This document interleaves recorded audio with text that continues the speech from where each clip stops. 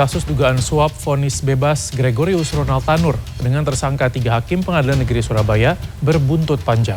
Jumat malam, Kejaksaan Agung memamerkan barang bukti uang tunai dan emas batangan dari tersangka eks-pejabat Mahkamah Agung yang juga diduga terlibat dalam kasus suap Ronald Tanur.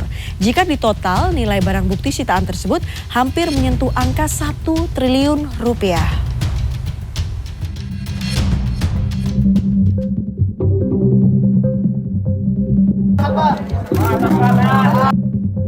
Penangkapan 3 hakim Pengadilan Negeri Surabaya yaitu Hakim Heru Hanindyo, Hakim Mangapul, serta Hakim Erin Tuahadamanik lantaran diduga menerima gratifikasi atas vonis bebas terhadap Gregorius Ronald Tanur, terdakwa kasus pembunuhan pacarnya, berbuntut panjang. Jumat malam, Kejaksaan Agung memamerkan barang bukti uang tunai yang disita dalam kasus dugaan suap vonis bebas Ronald Tanur. Selain uang tunai dari berbagai negara, penyidik Kejagung juga menyita barang bukti dalam bentuk emas batangan. Jumlahnya tidak main-main.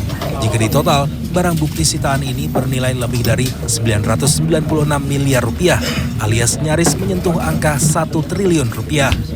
Penyidik Jampitsus Kejaksaan Agung pun telah menangkap eks-pejabat Mahkamah Agung Zarof Richard karena diduga terlibat kasus suap vonis bebas Ronald Tanur. Tersangka ditangkap di daerah Jimbaran, Bali pada Kamis. Selain Zarof Richard, Kejagung juga menetapkan pengacara Ronald Tanur sebagai tersangka. Maka pada malam hari ini kami lakukan penetapan tersangka terhadap LR dan ZR. Ya, dengan sangkaan sebagaimana saya sebutkan tadi, yaitu melakukan perbuatan jahat untuk melakukan penyuapan kepada hakim dalam rangka pengurusan perkara kasasi. Tersangka Zarof Richard diterbangkan dari Bali ke Jakarta pada Jumat pagi untuk menjalani pemeriksaan oleh penyidik Kejagung.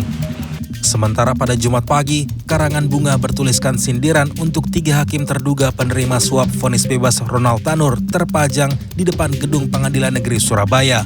Belum diketahui siapa pengirim karangan bunga ini. Sederhana, orang awam pun mengatakan pasti ini Ronald Tanur akan dihukum. Tapi kenyataannya kok bisa bebas gitu ya. Masyarakat ya bersyukur lah, akhirnya kebenaran itu terungkap gitu loh. Dan kalau lihat tulisan-tulisan di sini itu kan ya menggambarkan suara dari masyarakat yang menilai bahwa putusan dari Ronald Tanur waktu itu ya ada sesuatu.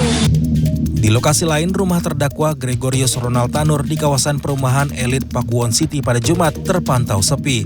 Sebuah mobil terparkir di halaman rumah dan tidak terlihat ada aktivitas. Ronald Tanur dilaporkan akan segera dieksekusi pihak Kejaksaan Negeri Surabaya setelah Mahkamah Agung dalam putusan kasasinya menjatuhkan hukuman 5 tahun penjara. Tim Liputan